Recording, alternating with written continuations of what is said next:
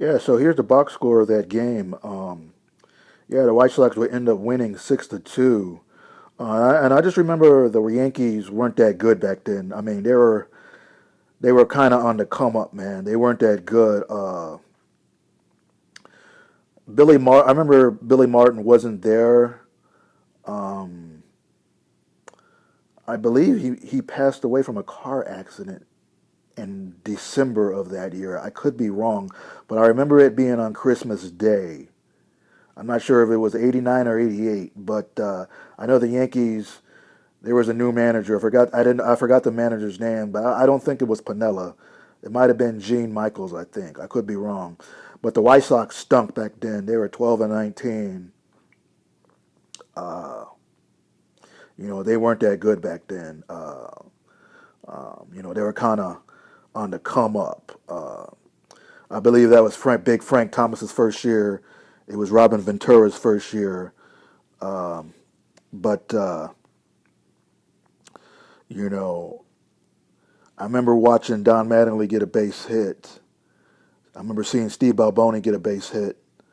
Um, What's also interesting, Hal Morris made a pinch hitting appearance in that game. You can see Tommy John. Tommy John was pitching that game. Uh, you know, but yeah. So this was Frank Thomas's and Robin Ventura's first year, I believe, but they didn't play. I believe they came up later on in the season. Um, but the White Sox will go ahead and win this game. We didn't stay for the whole game because it was so cold. Um, but So we left. We left about the fifth inning. But probably the most interesting story about this game wasn't baseball related.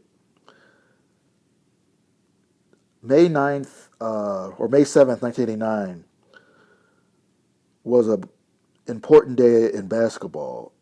It was the day of the shot heard around the world. The shot by Michael Jordan against the Cleveland Cavaliers. Game 5 of the Eastern Conference playoffs, the first round, Game 5. And back then it was the deciding game. Winner take all, Game 5, the deciding game. And I remember the game being in Cleveland.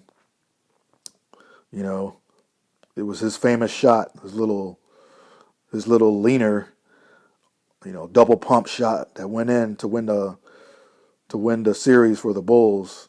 It was on that same day, and I think that's one of the reasons we left early because we wanted to catch that game. And I remember watching it in Chicago on our big television. Um, you remember those televisions back in the '80s that weighed about 3,000 pounds? I remember watching the game, the Chicago Bulls Game 5, 1989, May 7th. I remember watching the game on that big TV. And one of the greatest games I've ever seen in my life, man. The game went back and forth, but it was pretty cool. So I think that's one of the reasons we left Comiskey Park early. It was to watch that game.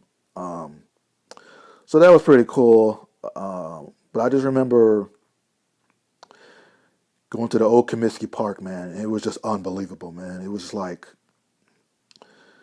you could have pinched me and I wouldn't have felt it, man. I was walking on air that whole day because baseball was huge to me back then, man. And baseball in the '80s, it was the best sport in America. I don't care what anybody says. It was bigger than football. It was bigger than the NBA. Um, but sports in general was just big back then, man. The NBA was big. The NFL was big. But baseball, there was something different about baseball in the '80s, man. And you can ask anybody that was alive during the '80s. Baseball was different, man. You didn't have 3,000 playoff games on TV. You know, it wasn't overkill, man. You had the game of the week on NBC, and back then there was big time broadcasters doing the game of the week, like Vince Scully, Joe Gragiola, Bob Costas. So baseball was huge back then, man. And baseball was just a huge deal back then.